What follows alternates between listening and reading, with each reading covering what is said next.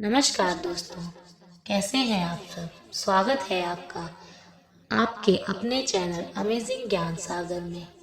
आज की स्टोरी है अर्जुन कृष्ण युद्ध। एक बार महर्षि गालव जब प्रातः सूर्य अर्घ प्रदान कर रहे थे, उनकी अंजलि से आकाश मार्ग में जाते हुए चित्रसेन गंधर्व की थूकी हुई पीक गिर गई। मुनि को इससे बड़ा क्रोध आया। वह उसे शाप देना ही चाहते थे कि उन्हें अपने तपोनाश का ध्यान आ गया और वे रुक गए। उन्होंने जाकर भगवान श्री कृष्ण से फरियाद की, श्याम सुंदर तो ब्रह्मदेव ठहरे ही, झट प्रतिज्ञा कर ले। 24 घंटे के भीतर चित्रसेन का वध कर देने की। ऋषि को पूर्ण संतुष्ट करने के लिए उन्होंने माता देवकी तथा महर्षि के चरणों की शपथ ले ली। गालव जी अभी लौटे ही थे कि देवर्षि नारद बिना झकारते पहुंच गए। भगवान ने उनका स्वागत आतिथ्य किया। शांत होने पर नारद जी ने कहा, प्रभु आप तो परमानंद कंद कहे जाते हैं। आपके दर्शन से लोग विषाद मुक्त हो जाते हैं, पर पता नहीं क्यों आज आपके मुख कमल पर विषाद की रेखा दिख रही है। इस पर श्याम सुंदर ने गालव जी के सारे प्रसंग को सुनाकर अपनी प्रतिज्ञा सुनाई। अब नारद जी को कैसा चैन आनंद आ गया। झटपट चले और पहुंचे चित्रसेन के पास। चित्रसेन भी उनके चरणों में गिर अपनी कुंडली आदि लाकर ग्रह दशा पूछने लगे। नारद जी ने कहा, अरे तुम अब यह सब क्या पूछ रहे हो। तुम्हारा अंतकाल निकट आ पहुंचा है।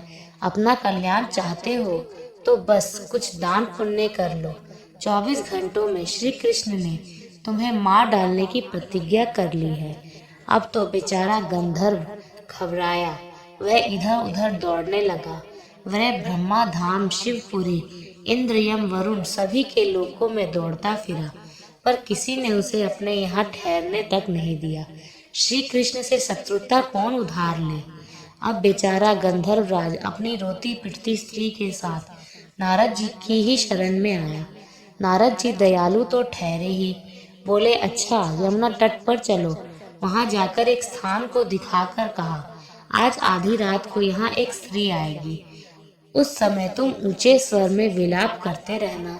वह स्त्री तुम्हें बचा लेगी, पर ध्यान रखना जब तक वह तुम्हारे कष्ट दूर कर देने की प्रतिज्ञा ना ले ले, तब तक तुम अपने कष्ट का कारण भूल कर भी मत बताना।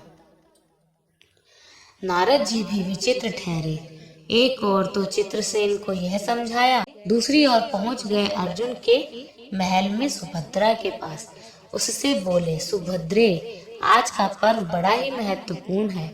आज आधी रात को यमुना स्नान करने तथा दीन की रक्षा करने से अक्षय पुण्य की प्राप्ति होगी। आधी रात को सुभद्रा अपनी 1-2 सहेलियों के साथ यमुना स्नान को पहुंची। वहां उन्हें रोने की आवाज सुनाई पड़ी। नारद जी ने दीनों द्वार का महात्म्य बतला ही रखा था। सुभद्रा ने सोचा, चलो अक्षय पुण्य लूट ही लूं। वह तुरंत उधर गई और चित्रसेन रोता मिला। उन्होंने लाख पूछा, पर वह बिना प्रतिज्ञा के बतलाए ही नहीं। अंत में इनके प्रतिज्ञा बंद होने पर उसने स्थिति स्पष्ट की।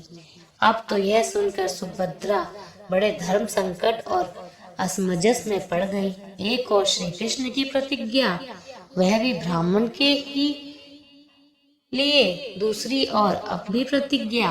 अंत में शरणागत प्राण का निश्चय करके वह उसे अपने साथ ले गई। घर जाकर उन्होंने सारी परिस्थिति अर्जुन के सामने रखी। अर्जुन का चित्रसेन मित्र भी था। अर्जुन ने सुभद्रा को सांत्वना दी और कहा कि तुम्हारी प्रतिज्ञा पूरी होगी।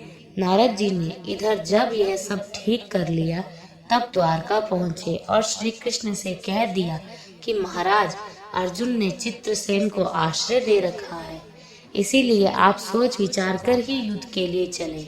भगवान ने कहा, नारद जी एक बार आप मेरी ओर से अर्जुन को समझाकर लौटाने की चेष्टा करके तो देखिए। अब देवर्षि पुनः दौड़े हुए द्वारका से इंद्रप्रस्थ पहुंचे। अर्जुन ने सब सुनकर साफ कह दिया, यद्यपि मैं सब प्रकार से श्री कृष्ण की ही शरण हूँ, और मेरे पास केवल उन्हीं का बल है। तथापि अब तो उनके दिए हुए उपदेश शास्त्र धर्म से कभी विमुख न होने की बात पर ही दृढ़ हूँ। मैं उनके बल पर ही अपनी प्रतिज्ञा की रक्षा करूंगा। प्रतिज्ञा छोड़ने में तो वह ही समर्थ हैं। दौड़कर देवर्षि अब द्वारका आए और ज्यों का त्यों अर्जुन का वृत्तांत कह सुनाया। अब क्या हो, युद्ध की तैयारी हुई। सभी यादव और पांडव रण क्षेत्र में पूरी सेना के साथ उपस्थित हुए। तुमुल युद्ध छिड़ गया। बड़ी घमासान लड़ाई हुई, पर कोई जीत नहीं सका। अंत में श्री कृष्ण ने सुदर्शन चक्र छोड़ा। अर्जुन ने पाशुपतास्त्र छोड़ दिया। प्रलय के लक्षण देखकर अर्जुन ने भगवान शंकर को स्मरण किया। उन्होंने दोनों शास्त्रों को मनाया। फिर वह भक्त वत्सल भगवान श्री कृष्ण के पास पहुँचे और कहने लगे, प्रभु राम सदा सेवक रुचि राखी, वेद पुराण लोक सब राखी। भक्तों की बात के आगे अपनी प्रतिज्ञा को भूल जाना तो आपका सहज स्वभाव है। इसकी तो असंख्य आवृत्तियां हुई होंगी। अब तो इस लीला को यहीं समाप्त कीजिए। बाण समाप्त हो गए। प्रभु युद्ध से विरत हो गए। अर्जुन को गले लगाकर उन्होंने युद्ध श्रम से मुक्त किया। चित्रसेन को अभय किया। अब लोग धन्य धन्य कह उठे, पर गालव को यह बात अच्छी नहीं लगी। उन्होंने कहा, यह तो अच्छा मजाक रहा। स्वच्छ हृदय के ऋषि बोल उठे, लो मैं अपनी शक्ति प्रकट करता हूँ। मैं कृष्ण अर्जुन सुभद्रा समेत चित्रसेन को जला डालता हूँ।